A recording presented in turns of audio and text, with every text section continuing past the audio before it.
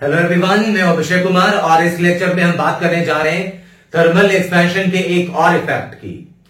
तो हमने पहले थर्मल एक्सपेंशन के बेसिस पढ़े पिछले वाले लेक्चर्स में, फिर हमने टेम्परेचर प्रॉब्लम का टाइम पीरियड पे इफेक्ट देगा। अब डिस्कस करेंगे कि थर्मल एक्सपेंशन का इफेक्ट डेंसिटी पे क्या होगा। तो चलिए काम शुरू करते हैं।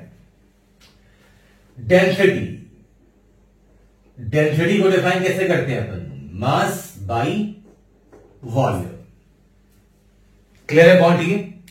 अब अगर मान लो कि बॉडी का टेम्परेचर हमने डेल्टा थीटा बढ़ा दिया, तो टेम्परेचर बढ़ाओगे तो बॉडी की वॉल्यूम कम या ज्यादा होगी।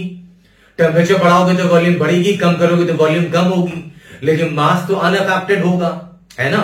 मास तो वही रहेगा, कांस्टेंट। मान लेते हैं suppose temperature of the body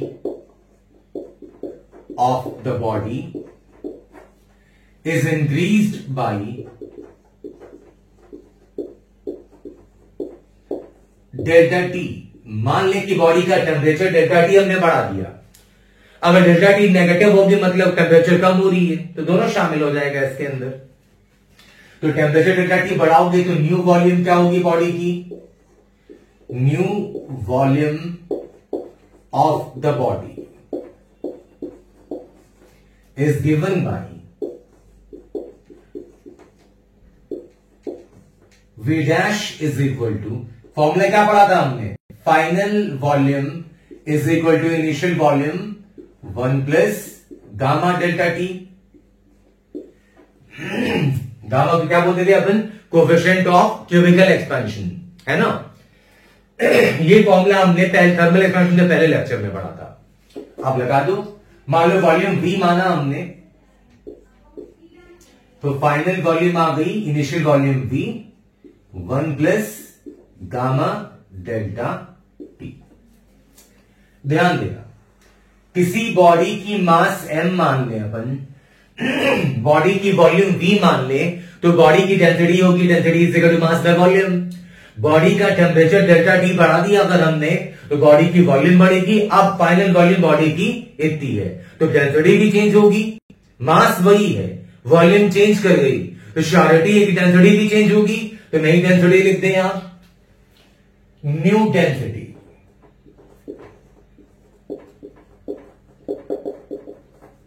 is given by rho dash नाम दे दूं मैं अगर इसे, तो आ गया मास बाई फाइनल वॉल्यूम। जो वॉल्यूम अब है नई वाली डेंसिटी के लिए, अभी वॉल्यूम इतनी हो गई, बढ़ के रख दें यहां पे।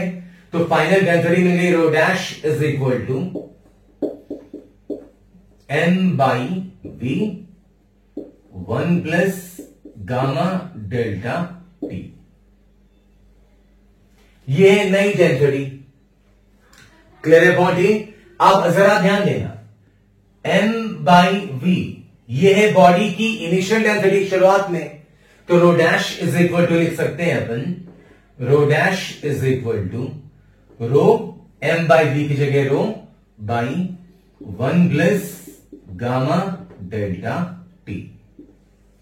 ये रिजल्ट भी अप्रोक्सीमेट होगा, लेकिन थोड़ी सी चर्चा पहले इसके रिजल्ट पे कर लें अपन, वरना इस बात की फीलिंग तो अपने को थी कि बॉडी की अगर टेम्परेचर बढ़ाएंगे तो बॉडी की डेंसिटी कम होगी, क्योंकि टेम्परेचर बढ़ाओगे तो बॉडी की वॉल्यूम बढ़ेगी।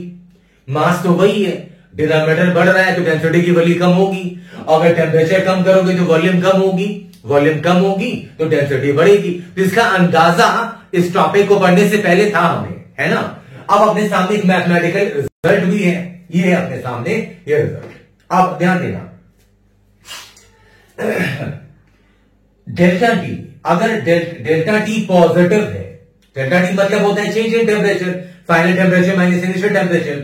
अगर डेल्टा टी पॉजिटिव है, इसका मतलब फाइनल टेम्परेचर इनिशियल से ज्यादा है। अगर डेल्टा टी पॉजिटिव है,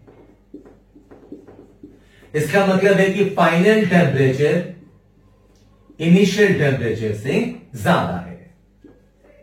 तो डेल्टा टी पॉजिटिव अगर हो गया तो रो डैश की जो वैल्यू है वो रो से कम हो जाएगी। ये 1 से आपका ज्यादा हो गया ना ये, तो रो डैश की वैल्यू हो जाएगी लेस देन रो। तो कॉमन सेंस भी है, टेम्परेचर अगर फाइनल ज्यादा है, टेम्परेचर बड़ा है तो वॉल्यूम बड़ी है, वॉल्यूम बड़ी है तो डेंसिटी कम होगी। जो देख रही है यहां पे रो डैश की वैल्यू लेस देन रो। अगर डेल्टा टी नेगेटिव है, इसका मतलब कि फाइनल टेम्परेचर इनिशियल टेम्परेचर से कम है। डेल्टा टी अगर नेगेटिव आ जाएगा मतलब डिनोमिनेटर 1 से कम हो गया तो रो डैश की वैल्यू रो से ज्यादा होगी।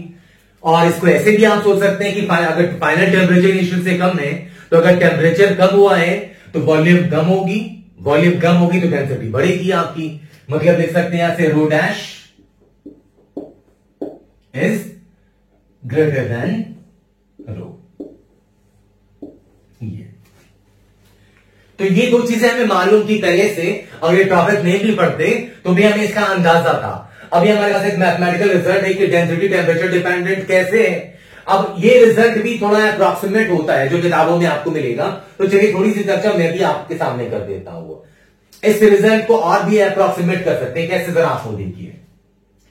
रो डैश इज इक्वल टू है अपने पास rho by 1 plus gamma delta T, ठीक है।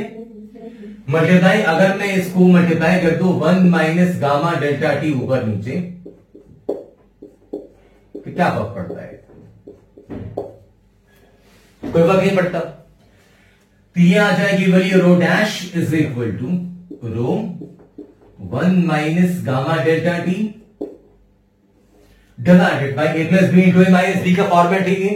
मतलब आ जाएगा ए स्क्वायर मतलब 1 माइनस गामा डेल्टा टी का square A square minus B square. और ध्यान से देखना सर, मैं पहले ही बोला आपको कि अल्फा बीटा गामा की वैल्यूज बहुत कम होती हैं, इसलिए अगर alpha square beta square gamma square ऐसे स्क्वायर या क्यूब वाले टर्म्स हो तो आप नेग्लेक्ट कर सकते हैं। आप जरा ये देखिए, ये वाला जो टर्म है वो है नेग्लिजिबल।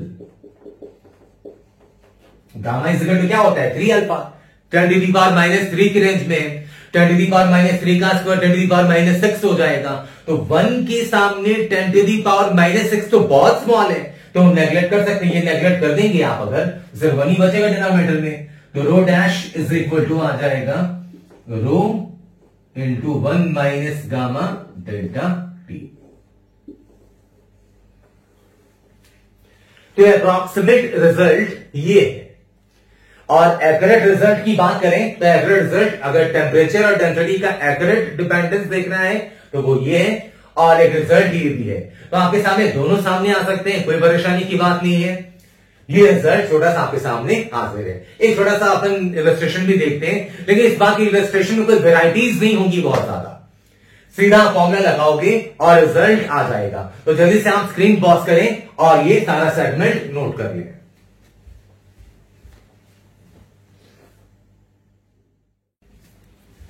आइए अपन इस इलस्ट्रेशन पे बात करते हैं। कह रहे हैं कि बॉडी डेंसिटी है 2 रो, वो लिक्विड कंटेनर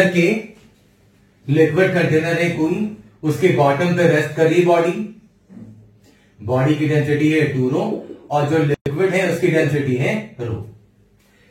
कह रहे हैं कितना टेम्परेचर बढ़ाएं ताकि ये बॉडी फ्लोट करने लगी सबमर्ज्ड कंडीशन में। गामा बॉडी की बोल रहे हैं 2K, ये कोई कांस्टेंट होगा, और लिक्विड की कह रहे हैं नेग्लिजिबल।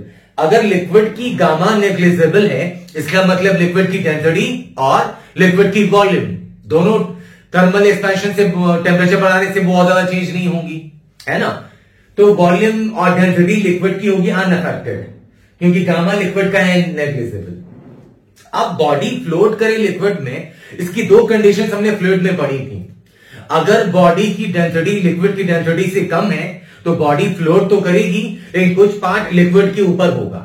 और अगर बॉडी की डेंसिटी लिक्विड की डेंसिटी के बराबर है तो बॉडी डेफिनेटली फ्लोट करेगी, इस बार भी, लेकिन पूरी की पूरी लिक्विड के अंदर जाके फ्लोट करेगी। तो वही कह रहे सबमर्ज्ड कंडीशन में फ्लोट करें, उसके लिए टेम्परेचर कितना बढ़ाएं?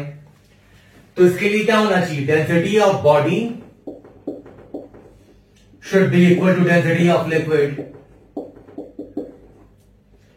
मान लेते हैं कि डेल्टा टी टेम्परेचर ये बढ़ा रहे हैं, कितना टेम्परेचर डेल्टा टी चाहिए हमें, यही पूछ रहे हैं ना वो कि कितना टेम्परेचर बढ़ाएं ताकि बॉडी फ्लोट करने लगे। लेकिन फ्लोट की बात आती है तो जहन में दो बात आती है, सबमर्ज करके फ्लोट करना या फिर सरफेस के ऊपर आके फ्लोट करना, कुछ पार्ट ऊपर आके। तो ये सबमर्ज स्टेट में, तो ये होनी चाहिए कंडीशन। तो डेल्टा टी टेम्परेचर बढ़ाओगे तो बॉडी की डेंसिटी कितनी हो जाएगी, क्या पढ़ा हमने, रो बाई, तो यहां पे रो बॉडी की डेंसिटी 2 रो है, by 1 plus gamma of body delta T.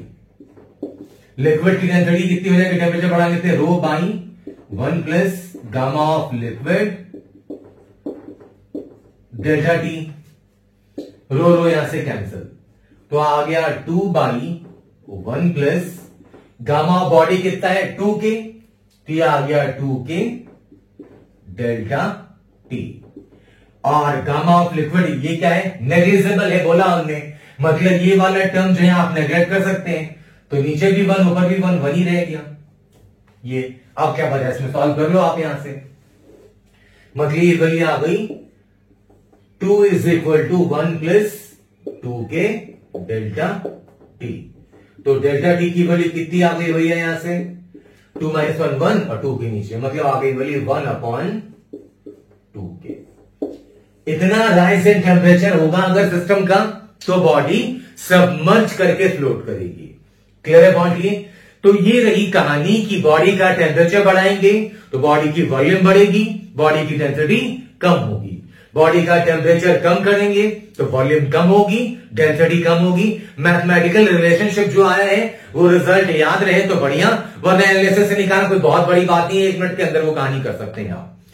तो ये एक और वीडियो सेशन था आपके लिए, ताकि आप थर्मल एक्सपेंशन के डिफरेंट इफेक्ट्स को जान सकें और समझ सकें। तो मिलता हूं मैं अगले क्लास में नए टॉपिक के साथ, थर्मल एक्सपेंशन के नए इफेक्ट के साथ। Thank you so much. जय हिंद, जय भारत।